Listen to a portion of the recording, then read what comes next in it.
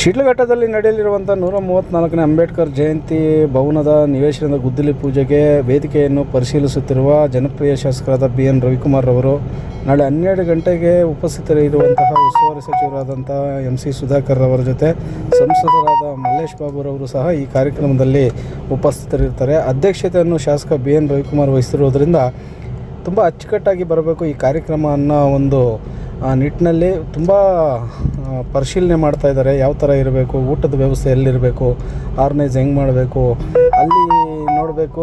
SSLC ಮತ್ತು PUC ವಿದ್ಯಾರ್ಥಿಗಳಿಗೆ ಪ್ರಥಮ ಅತಿ ಹೆಚ್ಚು ಅಂಕ ಪಡೆದವರಿಗೆ ಸನ್ಮಾನ ಇರುತ್ತೆ ಮತ್ತು ಅಂಗವಿಕಲರಿಗೆ ಅಲ್ಲಿ ವ್ಯವಸ್ಥಿತವಾಗಿ ಒಂದು ವೇದಿಕೆ ಇರುತ್ತೆ. ಒಟ್ಟಾರೆಯಾಗಿ ಈ ವೇದಿಕೆಯಲ್ಲಿ 3 ವಿಭಾಗಗಳಲ್ಲಿ 3 ವೇದಿಕೆ ಮಾಡಿರ್ತಾರೆ.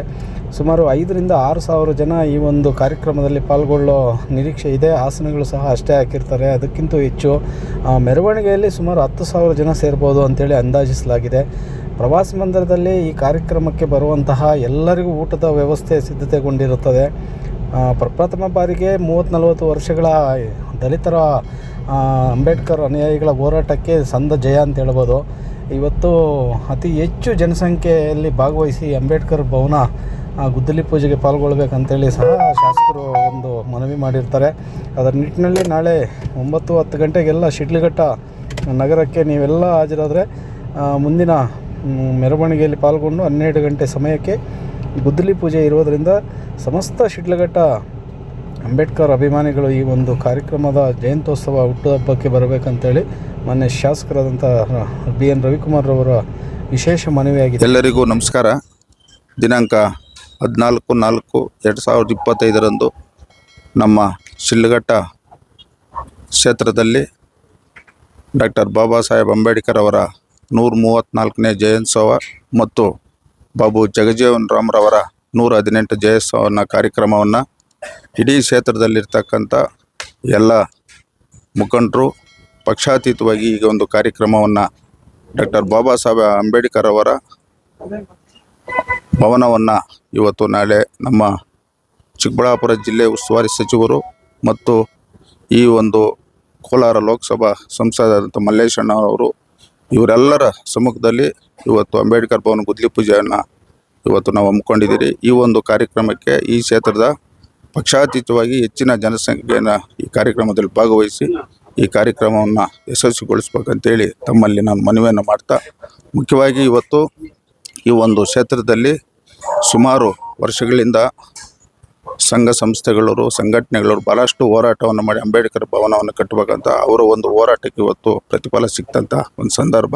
ಅದೇ ರೀತಿ ಇವತ್ತು ನೌಕರ ಸಂಘದ ಕಟ್ಟಡ ಮತ್ತು ಗುರುಭವನ ಕಟ್ಟಡ ಇವತ್ತು ಏಕಕಾಲದಲ್ಲಿ 3 ಭವನಗಳಿಗೆ ಇವತ್ತು ಗುದ್ದಲಿ ಪೂಜೆಯನ್ನು ನಾವು ಮಾಡ್ತಾಯಿದ್ದೀರಿ. ಈ ಒಂದು ಕ್ಷೇತ್ರದಲ್ಲಿ ಇರ್ತಕ್ಕಂಥ ಎಲ್ಲರ ಒಂದು ಸಹಕಾರದಿಂದ ಈ ಕಾರ್ಯಕ್ರಮ ಅತ್ಯಂತ ಯಶಸ್ವಿಯಾಗಲಿ ಅಂತ ನಾನು ಈ ಸಂದರ್ಭದಲ್ಲಿ ಎಲ್ಲರೂ ಈ ಒಂದು ಕಾರ್ಯಕ್ರಮದಲ್ಲಿ ಭಾಗವಹಿಸೋಕ್ಕೆ ನಾನು ಈ ಸಂದರ್ಭದಲ್ಲಿ ಮನವಿಯನ್ನು ಮಾಡ್ತಾಯಿದ್ದೀನಿ. ಯಾಕಂದ್ರೆ ಅವ್ರ ಜೊತೆ ಒಬ್ಬರು ಬಂದರೆ ತಿರುಗಲ್ಲಿ ಲೋಡ್ ಆಗ್ತದೆ.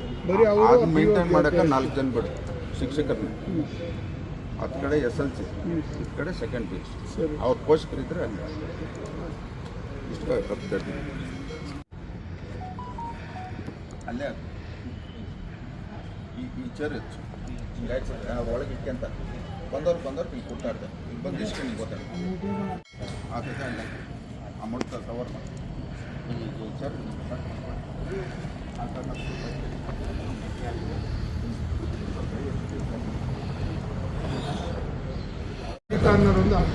ಈ ಸೈಡ್ ಒಳಗಡೆ ಗ್ಯಾಪ್ ಅಲ್ಲ ಒಳಗಡೆ ಐತೆ, ಅಲ್ಲಿ ಓಡಾಡೋ ಜಾಗ ಐತೆ.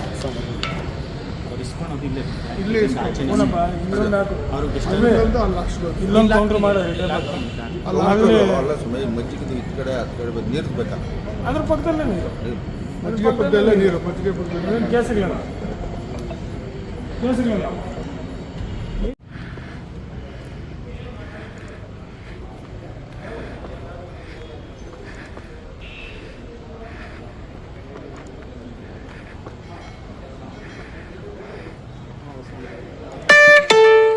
₹30 received on PhonePe.